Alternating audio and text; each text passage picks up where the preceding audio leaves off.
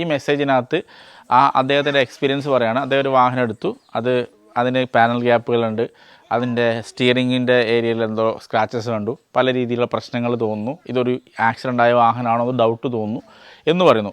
പക്ഷേ ഇതൊക്കെ പറയുന്നത് ഡെലിവറിക്ക് ശേഷമാണ്, എല്ലാം കഴിഞ്ഞിട്ട്. അങ്ങനെ ഒരു സാഹചര്യം നിങ്ങളുടെ ജീവിതത്തിൽ വരുന്നുണ്ടെങ്കിൽ ഒരിക്കലും ഒരു പുതിയ വാഹനം എടുക്കുമ്പോൾ നേരിട്ട് പോയി ഡെലിവറി എടുക്കുന്ന രീതിയിൽ ആരെയും വിശ്വസിക്കാതിരിക്കുന്നതാണ് നല്ലത്. ഡെലിവറിയിൽ ഒരു പ്രശ്നമില്ലാണ്ട് ആയിരക്കണക്കിന് വാഹനം ഡെലിവറി പോകുന്നുണ്ട്. പ്രശ്നം ആകുന്ന ആൾ ചിലപ്പോൾ 100 പേരായിരിക്കും. ആ 100-ൽ ഒരാൾ നിങ്ങളാവാതിരിക്കാനാണ് ഞാൻ ഈ വീഡിയോ ചെയ്യുന്നത്. വളരെ സിമ്പിൾ പ്രോസസ്സാണ്. ഡെലിവറിക്ക് മുമ്പ് ആ വാഹനം നേരിട്ട് പോയി കാണേണ്ടി വരും. കാണുക എന്ന് പറഞ്ഞാൽ അതിന് 2-3 ഘട്ടങ്ങളുണ്ട്. അതായത് ഒന്ന്, നമ്മൾ വാഹനം ബുക്ക് ചെയ്യുന്നു, പല ഡീലർഷിപ്പുകളിൽ നിന്ന് കോമ്പറ്റീറ്റ് ചെയ്തിട്ട് ഏറ്റവും നല്ല ബെറ്റർ പ്രൈസ് കിട്ടുന്ന ഒരു ഷോറൂമിൽ പോയി നമ്മൾ വാഹനം ബുക്ക് ചെയ്ത വാഹനം ട്രാൻസിറ്റിലാണ്, അതുകൊണ്ട് ആ വാഹനത്തിൻ്റെ പേയ്മെൻറ്റ് ഫുൾ അടയ്ക്കണം, എന്നാൽ മാത്രമേ നിങ്ങൾക്ക് കിട്ടൂ എന്നുള്ള രീതിയിലൊക്കെ നിങ്ങളുടെ എക്സിക്യൂട്ടീവ് നിങ്ങളോട് ചിലപ്പോൾ സംസാരിക്കും. അദ്ദേഹത്തിൻ്റെ ജോലിയുടെ ഭാഗമായിട്ട് അത് ഇൻവോയ്സ് ചെയ്ത് അദ്ദേഹത്തിൻ്റെ പേരിൽ ആ ഒരു സെയിൽ കയറാൻ വേണ്ടിയാണ് അദ്ദേഹം അങ്ങനെ സംസാരിക്കുന്നത്. അത്തരത്തിൽ സാഹചര്യത്തിൽ